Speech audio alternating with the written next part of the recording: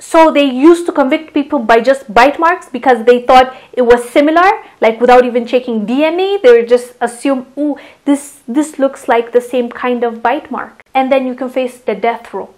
What? This is crazy.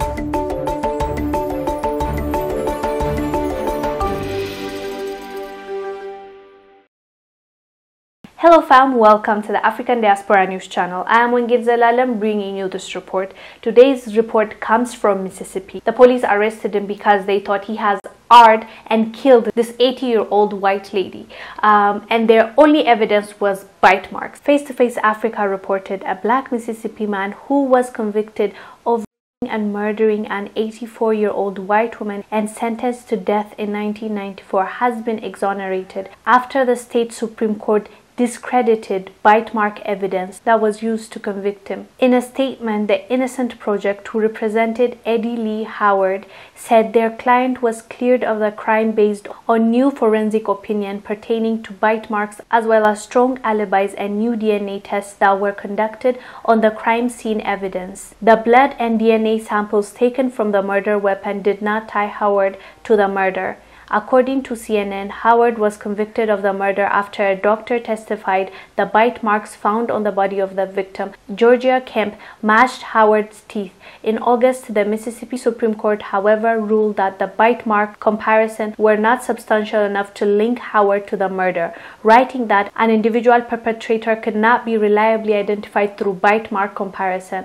After reviewing the record, we conclude that Howard's evidence as to change in the scientific understanding of the reliability of identification through bite mark comparison was almost uncontested. Based on this record, we agree with Howard that a forensic dentist would not be permitted to identify Howard as the biter today, as Dr. West did at Howard's trial in 2000. In effect, the Mississippi Supreme Court on August 31 moved to vacate Howard's conviction after being on death row for over 2 decades. He was subsequently released from the state's death row in December and was finally exonerated on Friday, January 8th. Howard said, "I want to say many thanks to the many people who are responsible for helping to make my dream of freedom a reality. I thank you with all my heart because without your hard work on my behalf, I would still be confined in that terrible place called the Mississippi Department of Corrections on death row, waiting to be executed." Howard is among 4 formerly incarcerated Mississippi natives on death to have been ultimately exonerated as a result of discredited and unscientific forensic evidence. I've covered way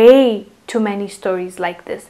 A black man convicted wrongfully for something he hasn't done, and he serves 20 years, 30 years, and then he appeals it. They'll find a new evidence and they say, oh, oops, that was a mistake, and he goes out. And half his life, his youth, is taken away from him because they thought he did something that he didn't do. So this is the norm. Like, I'm getting the feeling like this is the norm because this is like my 3rd or 4th report on this kind of situations. A black man arrested, convicted for something he hasn't done. Years later, he's going to be found innocent because there's no enough evidence, or they'll find a new evidence that he was not the killer, and then they let him go. And this one is different because he was on death row. He was about to be executed. So this is a special case. At least they discovered it before this man lost his life. He was really happy and grateful for what happened and for the people that helped him in proving his innocence. But back in the days, he was convicted in 2000. So they used to convict people by just bite marks because they thought it was similar, like without even checking DNA. They would just assume, oh, this looks like the same kind of bite mark. And then you can face the death row. What? This is crazy. This is seriously scary and crazy. I'm glad this man is out, but there are many men, I'm sure, that are still behind bars waiting on their turn to prove their innocence. This is really unfortunate and a scary story, you guys. Be careful, take care. And the court system is shady, this legal system. And even the last story I did was the evidence was planted on him so that prosecutors can prosecute him and he goes to jail, but he was innocent. Wow, you guys, this is insane.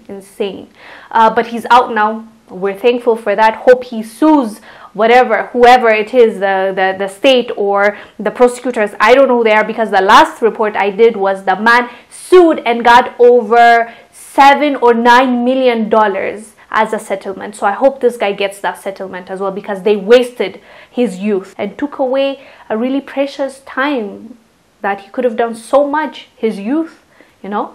Anyways, do let us know down below what your thoughts are about this guy finally being free and is now innocent, and he was wrongfully convicted because of a bite mark, and they thought that it matched. Let us know down below. I am Wrongfully, bringing you this report. I'll see you on the next one.